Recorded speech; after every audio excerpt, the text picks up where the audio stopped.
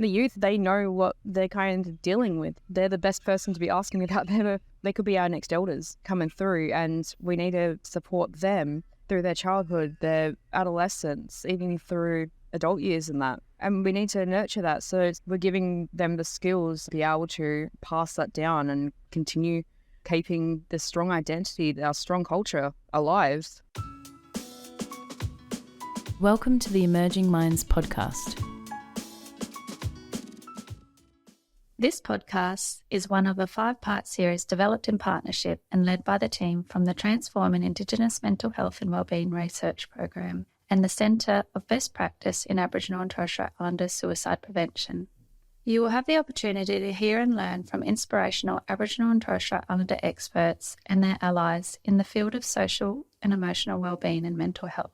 You will also explore key concepts and frameworks and learn how you might apply this knowledge in your own practice to better support the social and emotional wellbeing needs of Aboriginal and Torres Strait Islander children and their families.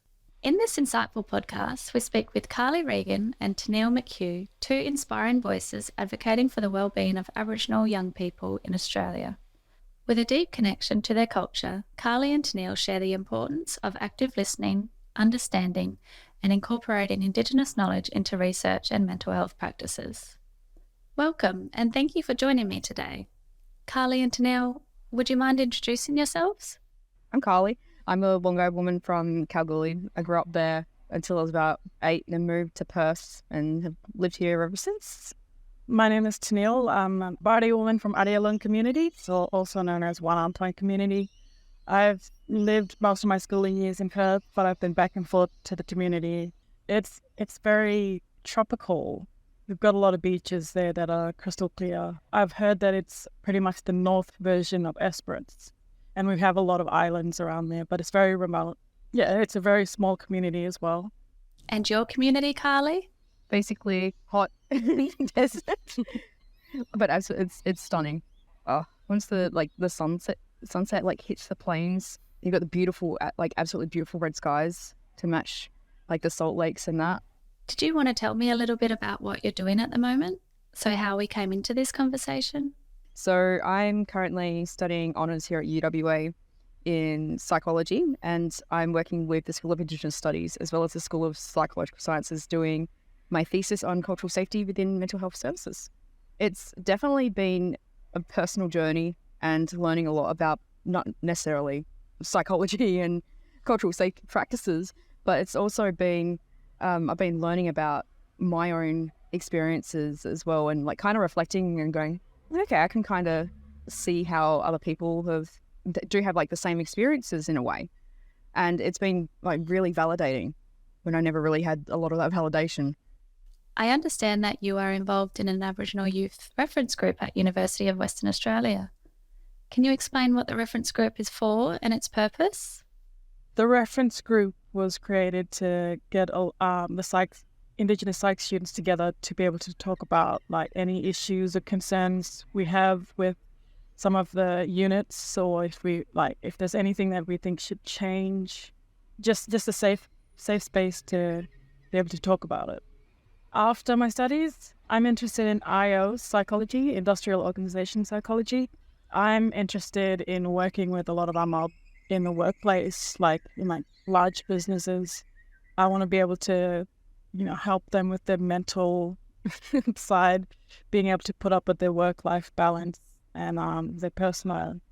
There's not a lot of cultural understanding in a workplace, and me being an Indigenous person in the workplace, I can provide that support for them because I can understand their experience, and rather than them having to talk to the big boss, who'll probably just, go through the one ear and out the other.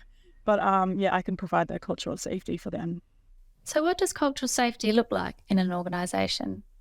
Oh, well, it's still fairly new at this point, but my idea is just for them to be able to feel comfortable as an Indigenous person in a workplace that's, dominated by non-Indigenous people.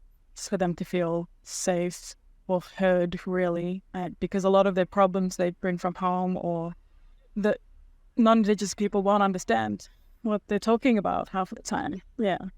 So young people, What would you say is the biggest challenge for Aboriginal people today? Again, like the stigma and racism, discrimination, and that's still so present. And again, coming up to the voice referendum, and that it's just becoming so much more apparent. And a lot of our young people are seeing a lot of these stories and like division and people not wanting people to have a voice, which is a bit, it's belittling, and it makes you not want to kind of stand up, and It affects their identity. yeah.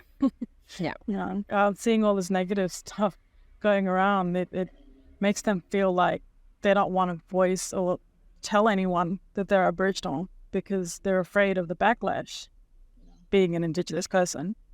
How might that stop Aboriginal young people from accessing services?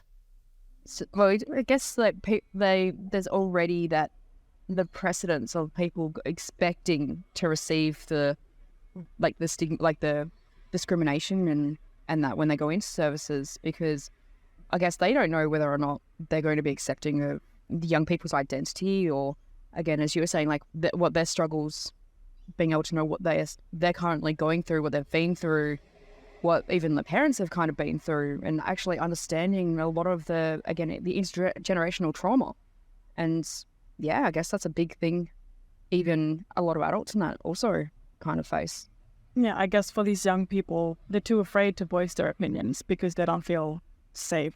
They don't feel connected with the person they're speaking to. So being able to give them a voice allows them to share the issues they're facing, or if there's anything they want to learn about, even, not just focus on the negative stuff, just be able to help them build that identity. It's disheartening to hear how the expectations of stigma and discrimination already loom over young people seeking support. Building a safe space for them to voice their opinions seems crucial. I'm curious, in this age of social media, what impact could this have? Horrible. Horrible impact. A lot of it is really negative, and it does affect a lot of people's self-esteem, their identity, how they believe they're perceived within the community, and not necessarily Indigenous community, but in general populace kind of thing. But I think social media can also be used in the positive kind of light too, and give that kind of platform for people to feel like they do have their voice and be able to be heard more so than hopefully the positive kind of outweigh the negative kind of thing. Yeah, I guess a lot of these negative news, it affects their behavior in terms of, drugs and alcohol, because nowadays it's being seen as normal. It's common to drink, that's something you need to do as a young person. Drugs isn't as bad. And then all these negative news, it kind of just reinforces that behavior, and there's no support with that. So what advice would you give to people that go on social media and will troll and make racist comments? How would you address the harm they inflict on young people and emphasise the impact of their actions? I guess a lot of it's kind of think about it as your own kids. Regardless, would you talk to your own kids like that? Yeah, there's really not much we can change about social media, but I guess just learn to understand people better before you say something that you have no idea about, especially young people, because a lot of people are struggling these days. The issues they bring up on social media could be completely different to what's going on in their real life. So what advice would you give a non-Aboriginal practitioner that has an Aboriginal young person coming in to see them? What would you say would be important for them to know? To listen. Openly listen without kind of interjecting. Just listen to their story. Aboriginal people are the storytellers. We've been telling stories for 65,000 years. We are basically raised on the stories of our ancestors, the stories of our land, and basically everything. And it helps us give an understanding of our way of life and who we are as people. And I think a lot of practitioners need to also understand that and realize that nothing is going to be a one kind of blanket fix.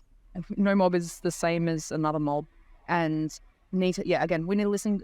They need to listen to their own personal story, for their own personal struggles, their own family's kind of struggles as well, before even attempting to say, oh, there's something wrong. Yeah, rather than assuming a solution. Listen to them first and then provide the solution based on what they said. What would it look like for a young person if they felt really comfortable? What would it look and feel like if they were a really great practitioner that was doing the right thing? I think just the relationship itself, it would feel more like I'm talking to a family member, like, hey sis, what now sis? Or hey brother, or what now uncle? That's what it is, building that relationship, that rapport. Definitely wouldn't get it in the first session. No, it takes time, especially if, I guess, we're amazing at reading body language. So the second that a young person might come in and notice that you're sitting there with your arms crossed or something, and you just go, no, not dealing. He's not interested in me. He's not going to talk about it. Yeah. So definitely being like the open, warm presence and that is so helpful. What are some of the other things that they might be able to do to build on that relationship? What does that environment look like? Definitely asking about their background and asking who their mob is, what their country, what's in their community, what do they love about their country, and yeah, just have a yarn with them. Yeah, introduce them to the yarning circle. That's the best way to get to know someone. Absolutely. Building a connection by delving into their background and understanding their connection to country is pivotal.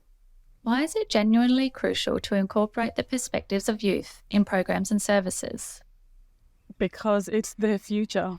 You can't help them unless you guarantee that this future is safe, that they feel comfortable. There's something to look forward to, rather than a short-term solution. We can build a long-term solution for them. And they also, the youth, they know what they're kind of dealing with as well. They're the best person to be asking about their kind of problems and what they're dealing with. But again, they could be our next elders coming through, and we need to support them through their childhood, their adolescence, even through adult years and that, because they're going to be the guidance for the next lot of mob that do come through, and we need to nurture that. So it's not necessarily dealing with every generation that kind of comes through. We're giving them the skills and that as well to be able to pass that down and basically continue keeping the strong identity, our strong culture alive. What is that deficit narrative? What are those stories of hopelessness? And what does that do for young people? What they see in the media all the time? It just breaks down identity as well. And if you don't have that connectedness to your identity and your own culture, it's so much harder to kind of rebuild it as well. It builds that barrier. There's a lot, they're already dealing with issues in their personal lives and everything else that appears. It's just, there's a lot of barriers that they face, and it's just really hard to talk about it and for them to be able to share it. I guess it also it fosters the anger and the hatred and that's already there. It's already so hard to deal with, and just gets to the point of just give up. Yeah. It is that hopelessness. It's essentially like a learned hopelessness kind of thing. It's disheartening to see how the breakdown of identity not only creates barriers, but also fuels anger and hatred, further intensifying the struggles young people face. So how would you get a practitioner that's never experienced that to understand in some way what the experience might be like? Again, it's listening. A very big thing is listening about the stories, and I'm sure you'll be able to tell the angst and the upset and the agony that's actually in their voice as they're trying to recall a lot of it. Yeah, and I think just, learning more, have a cultural awareness at least if you're going to deal with Aboriginal patients. If you feel uncomfortable talking to an Aboriginal young person, seek other support services. There's a lot of them out there. And if you're open to it, learn more about the area that you're in, at least. Yeah. Thank you. Have you got an example of being able to have that voice and say what the issues, barriers and solutions are, where it was actually a positive? I think for me, because coming from a community, I didn't know what racism was. So I enjoyed making friends with everyone. And being able to share my story with everyone, who I am, being proud of my culture, my language. I could see how there's a lot of people that are interested in the story and they're immersed in it and they want to learn more. And that makes me happy because I'm able to voice who I am, share my identity. And it's such a great feeling when someone wants to know about it. So what are your hopes for Aboriginal young people in Australia today? I want them to have their strong identity, their strong culture, and basically let that be enduring, and hopefully have for them to maintain their connections to themselves, their family, their spirit, their culture, land, community. I guess I hope that the young people today will be able to access that support that we didn't have growing up, to be able to and teach them there's other pathways in the world. I want to see more young people involved in other areas of work, even like with us too. She's in clinical and I'm doing organizational psych, so that's different. And I think just that really just being able to see them, and I hope that they can stay strong and be able to reach their goal. It's also like being that positive role model for more generations to come through and break the stigma as well, because again, these guys are going to be future elders and they're going to be guiding the next lot of mob after them. And right now the young people are struggling more than ever. Yes. So I just hope to see them get stronger in themselves and be able to pass that down. If I was to get you to describe the amazing things about being an Aboriginal young person, what would those things be? What would it look like? And how would you describe them? We are very self-determined. We are so creative. We're nurturing, caring.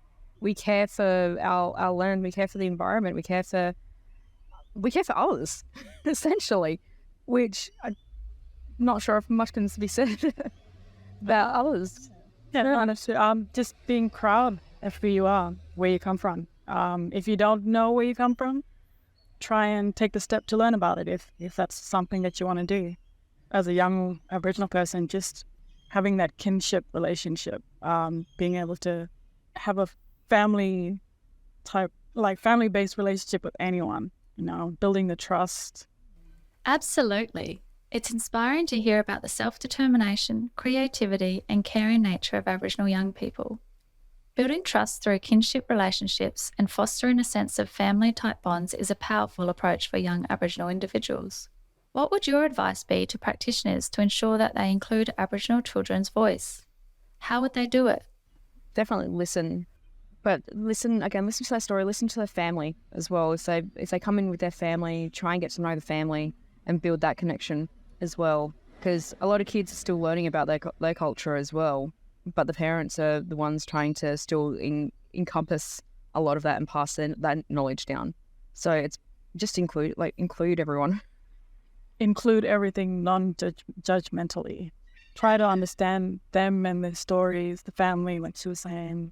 Just notice how they are, or how they react to certain things as well, because sometimes they put on a face and it's really hard to break that down and get the truth out of them. Yeah, again, it's not until you actually build that rapport you can actually get down deeper and understand a lot more. Otherwise, we're just going to sit there and go, yep, and just agree to everything. Because you just want to kind of over and done with as quick as possible. Yeah. Yep. Yep. So what might be some ways that they could get to do that? Are there different ways that they might be able to engage with young people? Kind of like what we're doing now. Yeah. Sit outside, have a yarn. just talk before you get into anything formal. Definitely. Even if you can get away from a clinical setting, if it's possible, and get to nature. Touching grass is the latest thing. Just go out, touch grass, build that connection to the land, and even the cherries, get the fresh air into you, and be mindful of the environment that you're in. And again, we've got beautiful lands to appreciate, and just kind of go off the structure of a holistic, background. Like the SEWB. Yeah, they have a great example of what practitioners should look out for, being able to stay connected with country, stay connected with family. How is this maintained to balance the two worlds? You're in university that is very high structure and you come with this alternative knowledge. How have you balanced that? I guess I'm pretty lucky because I get to incorporate a lot of it into my thesis and help be like with the Indigenous kind of governance and guidance kind of thing. So I'm able to use my knowledges for more Western practice. Yeah, I guess for me, because it is hard sometimes to communicate with family back home, but I think just being in a place like this, like Bilya Mali, just having other Indigenous students around, and that's why I enjoy going to the reference group, because there's other psychology students around that are Indigenous that share the same views, and it's good to just be able to be around other mob.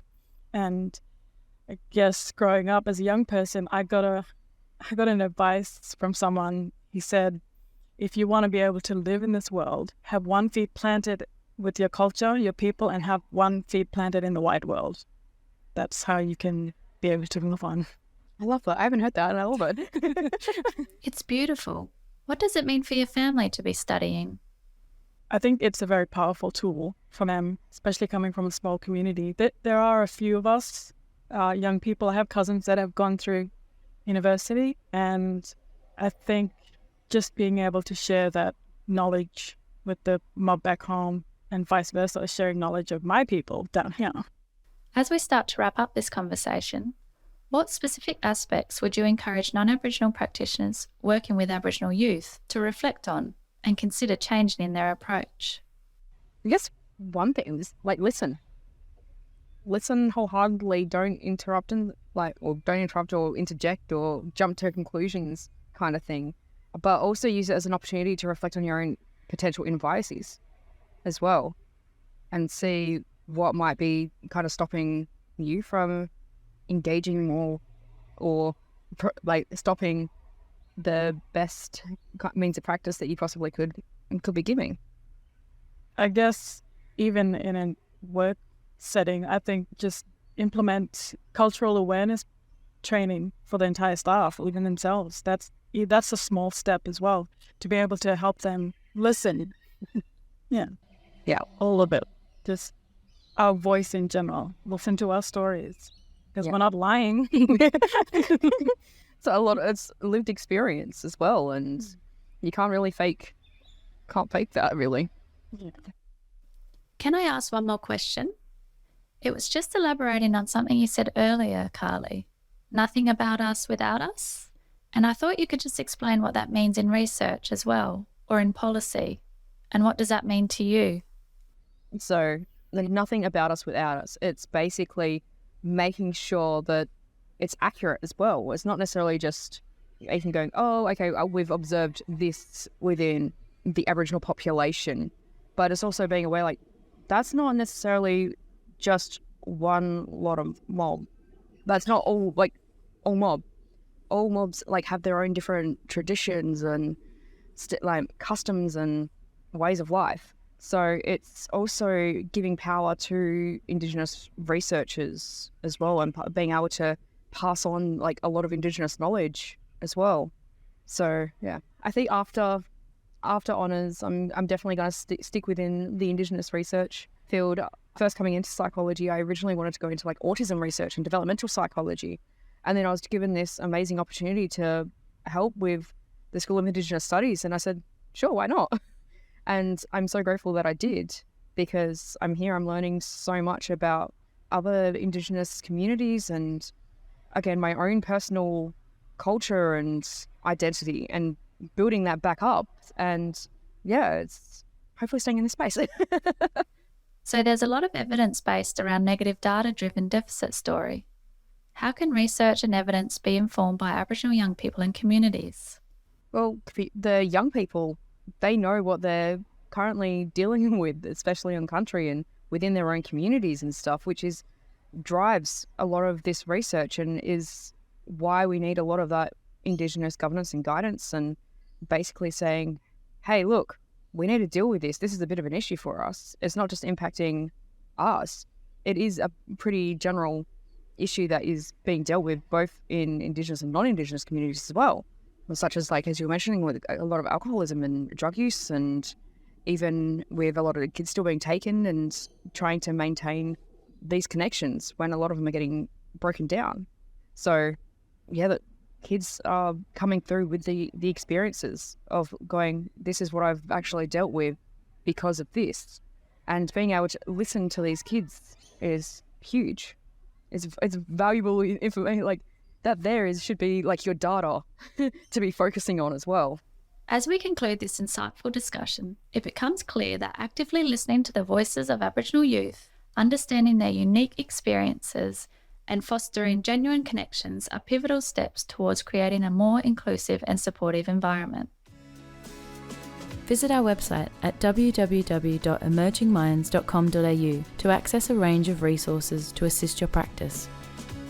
Brought to you by the National Workforce Centre for Child Mental Health, led by Emerging Minds. The National Workforce Centre for Child Mental Health is funded by the Australian Government Department of Health under the National Support for Child and Youth Mental Health Program.